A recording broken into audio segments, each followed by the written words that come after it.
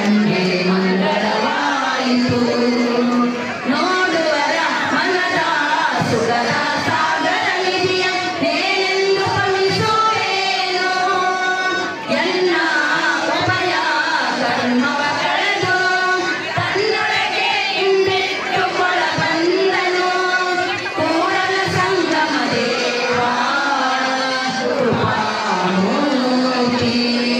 ಕೂಡಲ ಸಂಗಮ ದೇವಾ ಕೃಪಾ